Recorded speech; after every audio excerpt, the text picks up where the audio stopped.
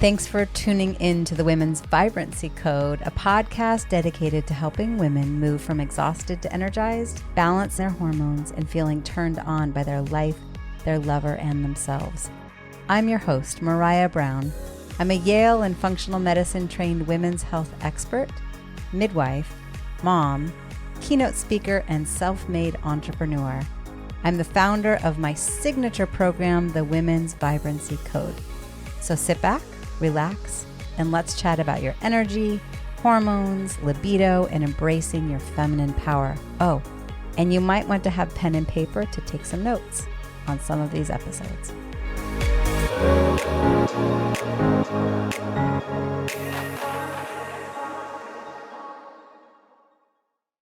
I have Petia Kolibova with me today, and this is actually going to be a two-part series, which we didn't really anticipate. I thought that today we would be talking about human design, and we will. But the other piece that has come alive right now is Petia is currently in the midst of a miscarriage, and it is actively in the evolving that it's becoming. And I have had a miscarriage in the past, and I'm a women's health provider and a midwife. And so we both decided off camera, let's have a conversation around that first. Mm-hmm. And then separately, we'll talk about human design. So let me read her bio. And then I don't exactly know what this conversation is going to turn into, but it's going to be exactly what it needs to be. And we're just dropping into knowing that however life is unfolding is in service.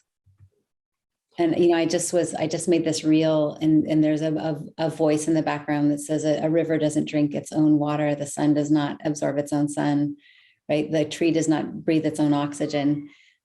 As we drop into how we be as women in service out in the world.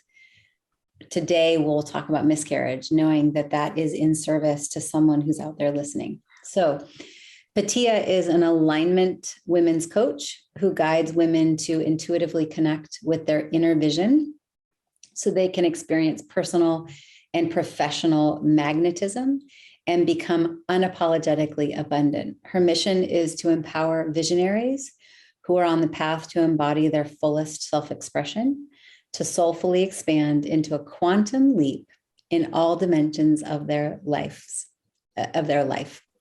Petia gives immense clarity, exact steps to unlock women's divine feminine and abundance mindset through subconscious work as a certified breathwork facilitator, reiki, NLP, human design practitioner.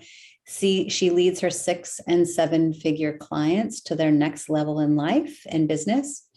If she's not interviewing fellow experts on her podcast, Unapologetically Abundant, which she's interviewed me on. Has that gone live yet? Yes, and I'll send you the links. Okay, great. So Unapologetically Abundant, we'll put the episode where she interviewed me in the show notes. Traveling the world with her husband, which is actually how I initially met Petia. I met her and her husband at an event in Puerto Rico that we were both at. We actually met at the airport and then again at because I have a cute dog. Let's be honest. She is me or my husband. We have a cute dog that she like spotted on. It's true. I was giving the dog attention, and then we were at the El Conquistador and in the VIP room, and I was looking at her going, I know you from somewhere. And we were trying to figure it out. And she's like, no. And I went, it was your dog. I saw your dog at baggage claim. It's the dog. Anyway, so hi. Hi.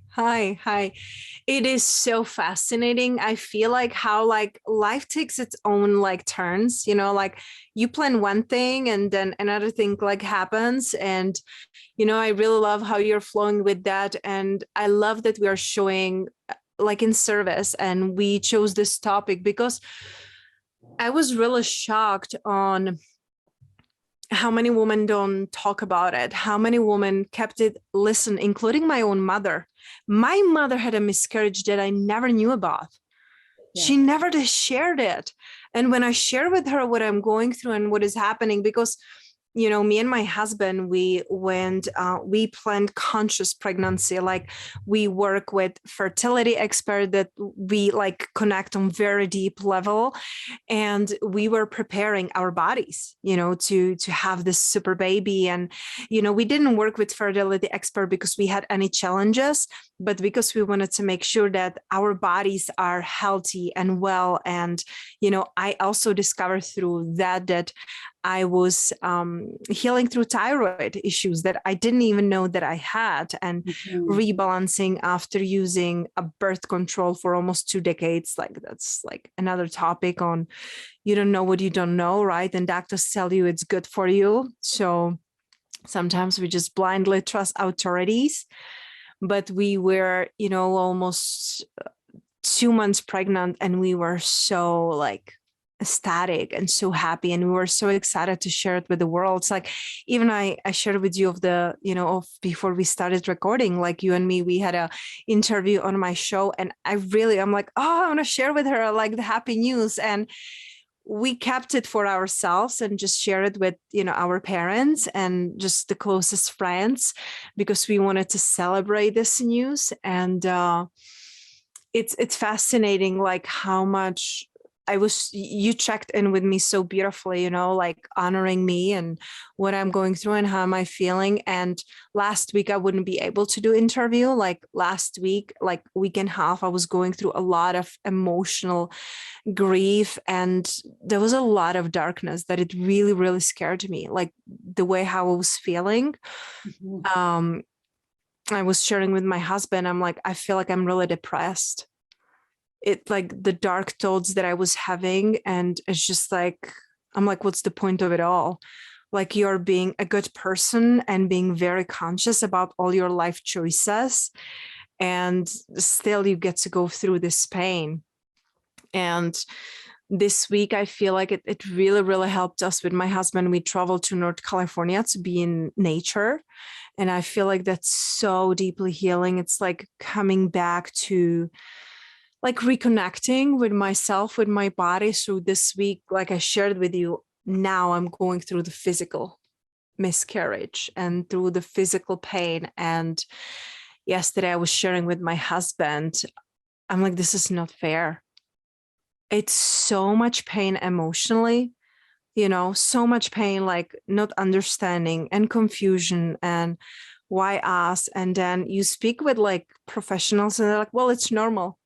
It's absolutely normal. This is what you're going to go through, and this is physically, and let us know if you need anything. I'm like, I don't care how normal this is. Right. This is so heartbreaking. This is so like soul shattering. Yep. And that's why I chose to, be today here with you, because I feel like so many women going through this pain in silence, and so many women going through this alone, and also like learning how differently like men and women are going through this. Because my husband, it's my rock, he's there every step of the way supporting me through everything I'm going through. And of course I check with him like how you're feeling, but I get to be really honest. There were moments that I told him, and I apologized right away after I said it out loud, but that's when you're going through the pain, you just say things.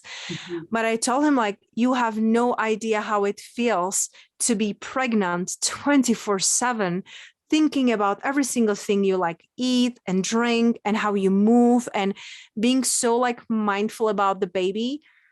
And then the baby, it's not there. Like, even before I had because we had an ultrasound in 6 weeks, because we were thinking we're in 8 weeks. So we went for heartbeat check in 6 weeks because, based on my last period, whatever, we thought we are in 8 weeks. So in 6 weeks, the baby was there. In 6 weeks, everything was perfect. In 6 weeks, they could see a little bit like the murmur, like just a tiny bit, like, so it brought so much peace into me. I'm like, okay, everything, it's perfect. They told me everything looks great and perfect. And the next week, I started to feel different. Nothing physically changed. I had no cramping. I had no spotting, nothing. But I felt different. And like, it's woman intuition. I cannot explain it any other way. I told my husband, I feel less nauseous, but that's kind of like you can go through the waves, like be very nauseous, be a little nauseous. But the only symptom was like, I was like less nauseous and my breast was hurting a little bit less, because before I couldn't like even like put clothes on it and touch it, you know? So it was just a very subtle, but I came to my husband and say, honey, I don't feel pregnant. And he was like, don't even, you know, my husband, he's very positive. He's coach. He was like, don't even create it. Don't put it out there. You know, like, what do you think you're creating with this? I'm like, I hear you. And I know my body. Yeah. I hear you and something is wrong. So that was like Thursday when I started to feel like that.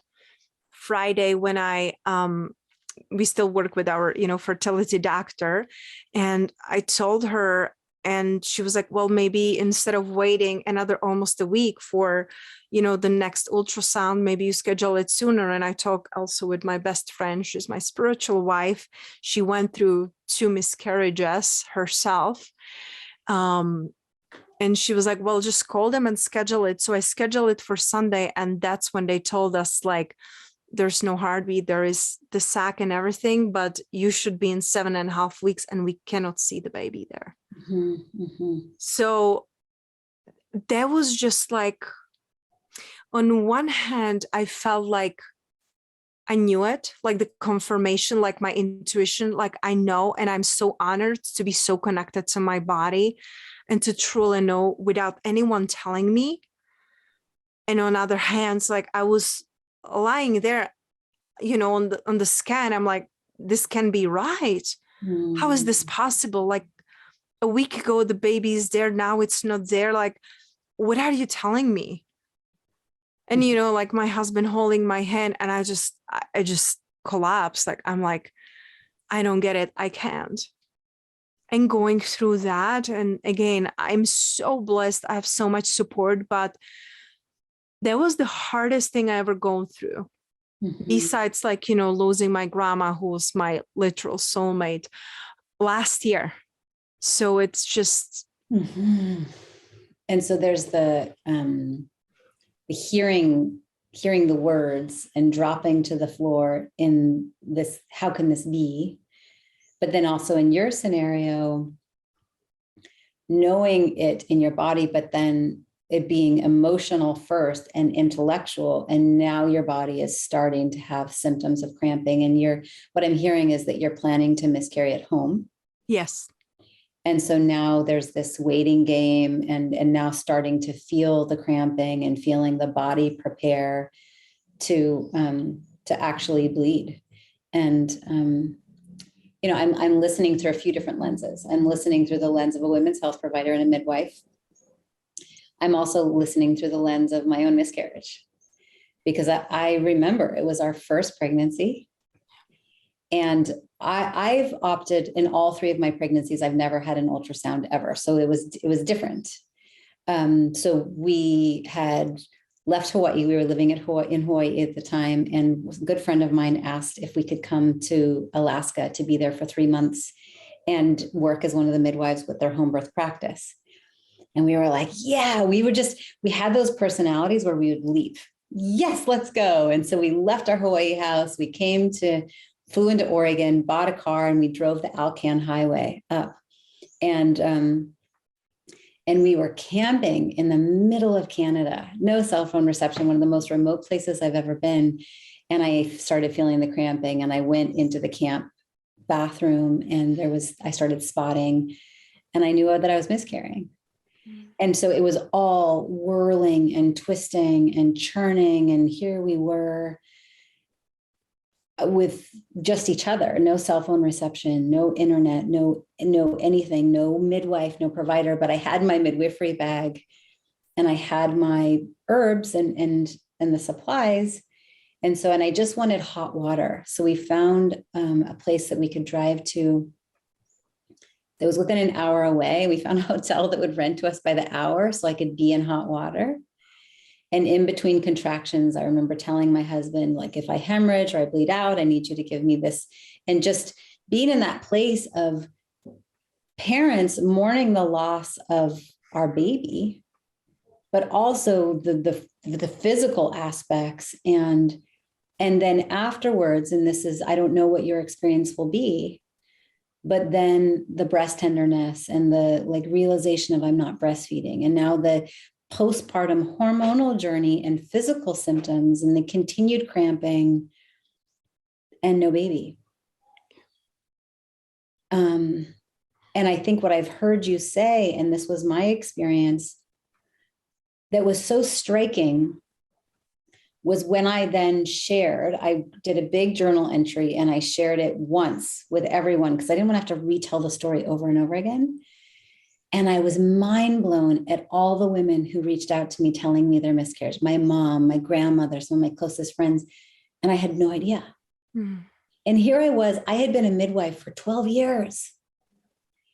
And I don't think in my medical training and my midwifery training, I had no idea how many women go through miscarriages alone because they don't tell people first trimester. They often don't have a ceremony of life or a funeral, so to speak, or some type of honoring. They go right back to work. They generally process and mourn by themselves, and nobody ever knows. It was like, this is the piece that does not work for me. Yeah. Like, we have to somehow find a way as women to support one another and have safe containers to talk about it when we're in it and right afterwards, so that we realize, yes, it's normal, quote unquote normal. Yes, it's common, but that does not mean that it's not fucking horrible and churning and sad. And you go through all of the, could I have done something different and why me? And then every pregnancy thereafter, it was so scary until I made it beyond that point. My miscarriage was at 13 weeks. So up to 13 weeks with the other 3 pregnancies, I was anxious and it was really hard for me to drop in. And then once I could cross over that threshold, okay, I'm good to go. And I think about the women that I've supported their miscarriages, 21 weeks, 23 weeks, or stillborns. And we go, holy macaroni, the intensity and the like, I heard you say, when you're creating a baby in your body, is 24/7. Yep. Everything you feel, everything you're exposed to, everything you eat, you're thinking about it in the context of how is this supporting this baby that I'm creating? Yeah. And then all of a sudden it's just gone. Yeah. Like so there was like this first, like the intuitive realization. Then there was like the emotional, like waves that we were going through and, still are going through.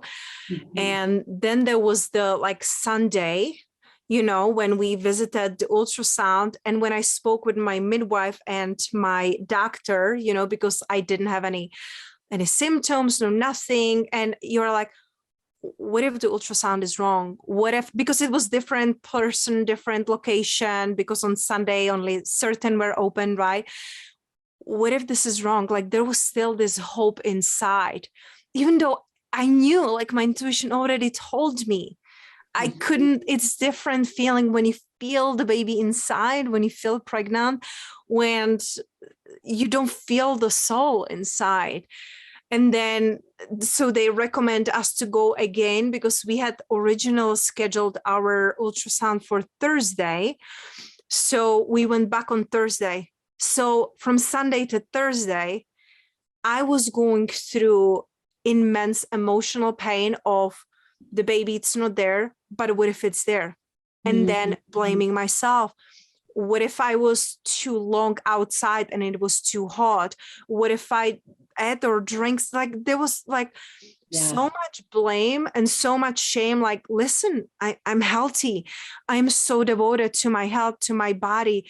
Me and my husband, like we invested so much, like money, energetically and emotionally to create these vessels to be pure for the baby. And then you're like, How is it possible that other women, they don't even want a babies and they have babies, or women who cannot afford to have a baby, in third world countries. And we are here, we are ready, we're prepared, and the baby, it's not here.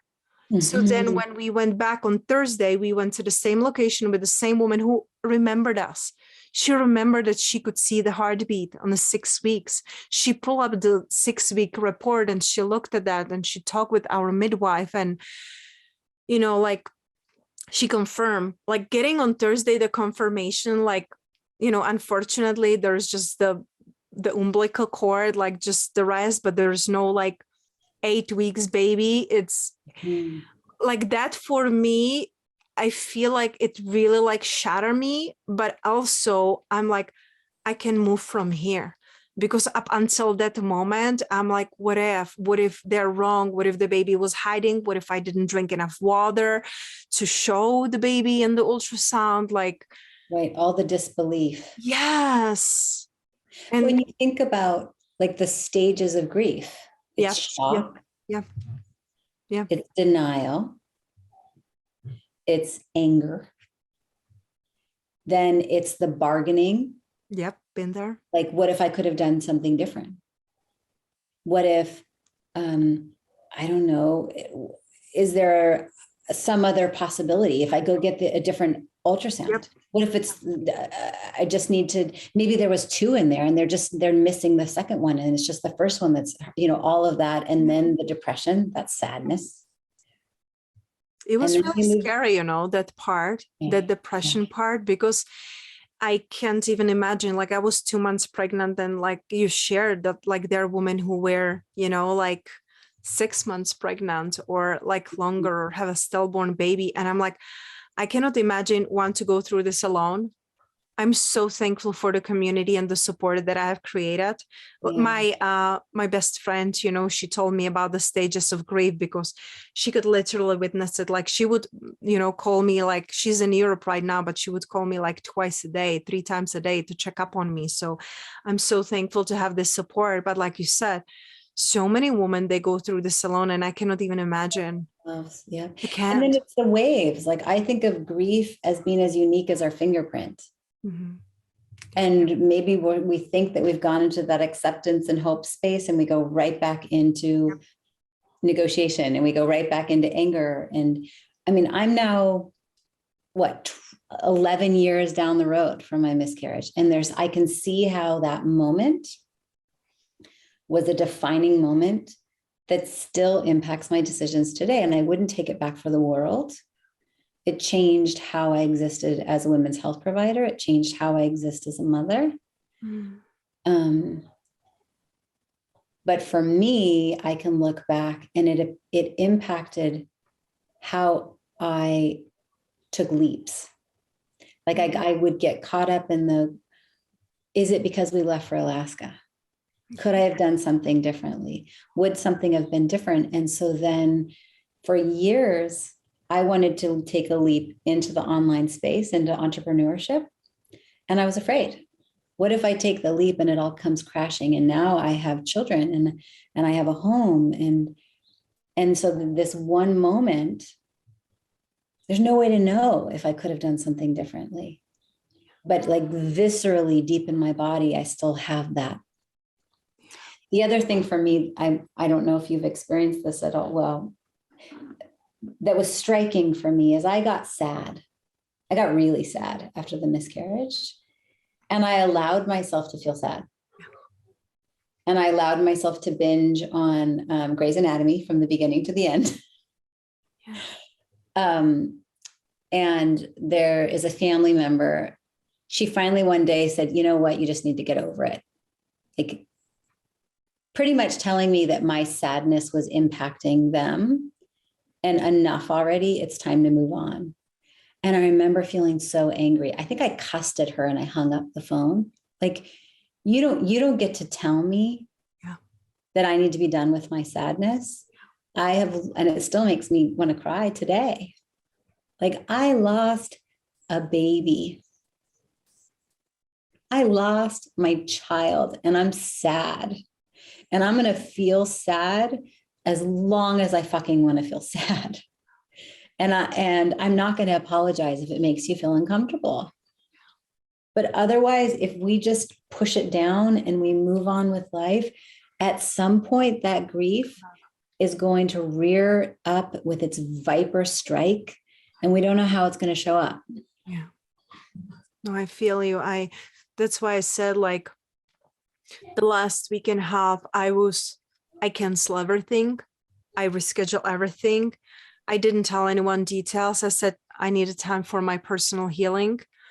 And I allowed myself to literally sit in it, to cry, to sit in a shower 4 times a day because water calms me down.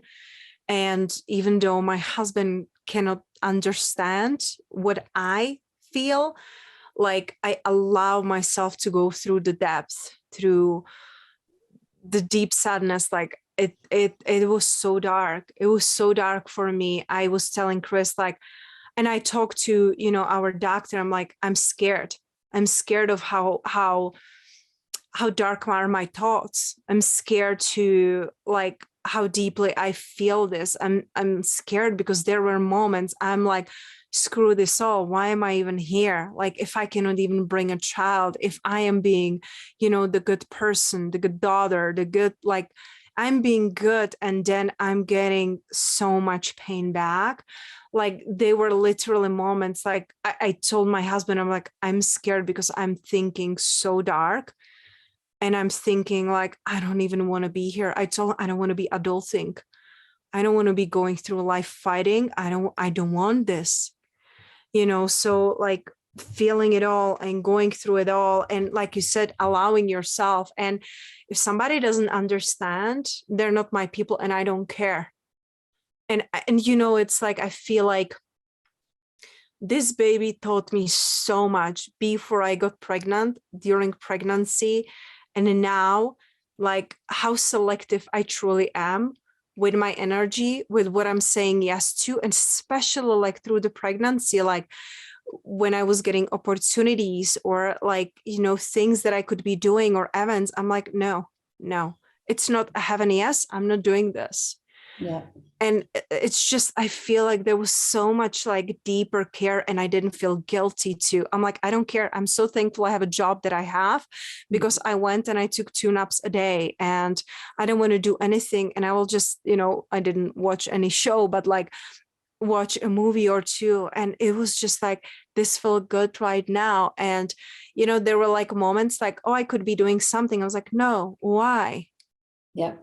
So I feel like our pregnancies, and it doesn't matter if they come to term or how long they last, they teach us so much. And I feel like it's just, I really want to believe there is a meaning and reason behind it, because if we get to go through this with no meaning or purpose, then it's cruel. Yeah. So I truly want to believe that there is a meaning and message. And even, like, I told you, I'm not on Facebook, you're not on Instagram. On Friday, I posted on my Instagram, and we had over 300 comments, and just, like, so many women, even, like, my past clients, that they're like, I feel your pain. I've been through this. Like you said, like, I have a client that I know she went through miscarriage just, like, 3 weeks ago.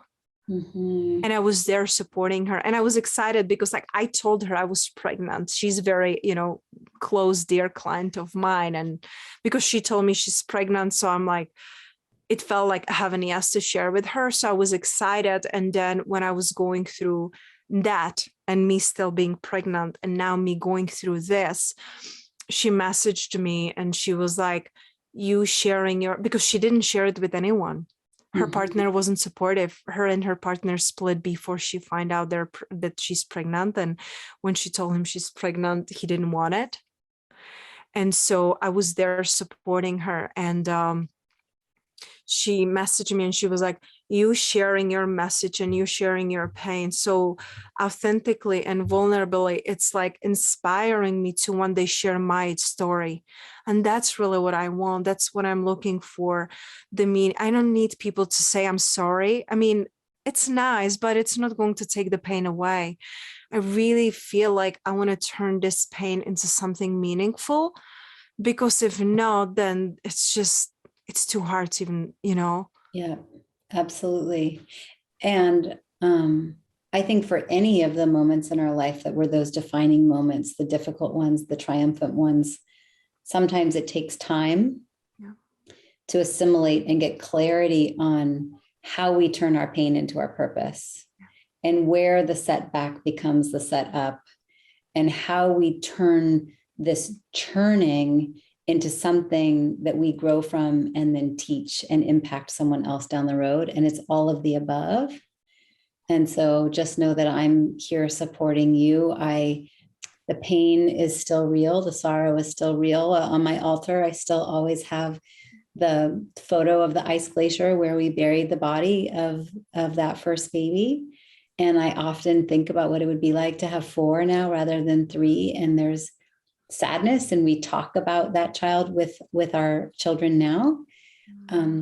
And I have total clarity at how much it transformed who I am as a woman, as a midwife, as an entrepreneur, as a founder, because it changed how I make decisions, and it made leaps, so to speak, that much more potent. Mm-hmm.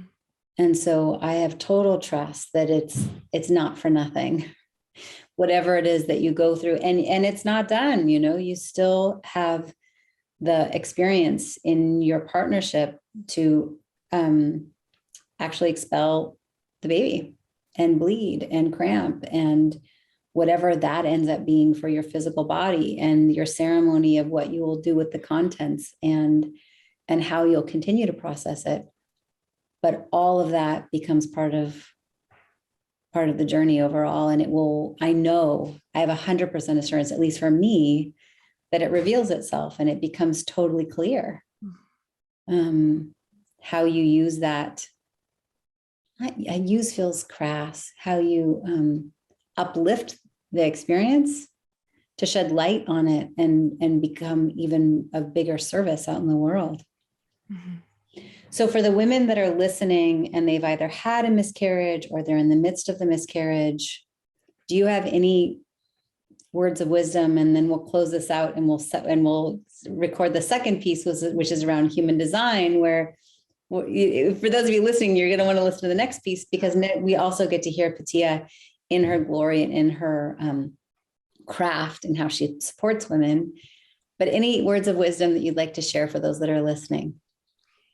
I feel like what's coming up for me, it's really saying like, there's nothing wrong with you and you haven't done anything wrong. Mm-hmm. Because that's what I feel like is one of the first thoughts that we have, like, what did I do wrong? What could I do differently? And like really blaming ourselves. So this is the time not to like judge and blame, but really wrap yourself in a blanket of love and really ask yourself, what do I need? What do I need right now? Your work will wait. Your friends will wait. Everything can wait. Like you with you and you with your emotions and you with your body, like not blaming your body, but really honoring your body and trusting your body that it really creates the thing in the highest good, even when they're painful and we don't understand them. That's what I want her to hear. Mm-hmm. Thank you. Thank you for sharing. I'm sorry. I know that doesn't take it away, but I'm sorry. I know when we first met down in Puerto Rico in April, mm-hmm. One of the first things I heard from you is, I'm going to be pregnant. I'm going to be pregnant in the summertime. Yeah. I got pregnant on what I feel like was like 3 weeks later, because it was mid-May when we got pregnant. Yeah, beautiful. And you'll do it again. And it will be divine and it will be exactly what it needs to be. And for now, I'm sorry. Thank you. Mm-hmm. Well, what a powerful interview that was with Petia. And my heart goes out to her and her current experience. There is a second part to this, and we do get into human design, the projector, the generator, the manifesting generator, the manifester. There are a number of them, and this is new to me, but a really fascinating world. And so I encourage you to listen up to the next episode, and hopefully it creates and sheds some light for you in how you're making decisions, past, present, and future. And for those of you that have personally experienced a miscarriage, my heart goes out to you. You're not alone. The grief is there, and it becomes who we are. And what I know to be true is every setback is the setup. And I hope that you found the lessons in it, and it's become part of the beautiful woman that you are today, and all the ways in which you're serving the world. And so I send my prayers out to you and to Petia, and you'll want to listen into the next one to learn more about human design.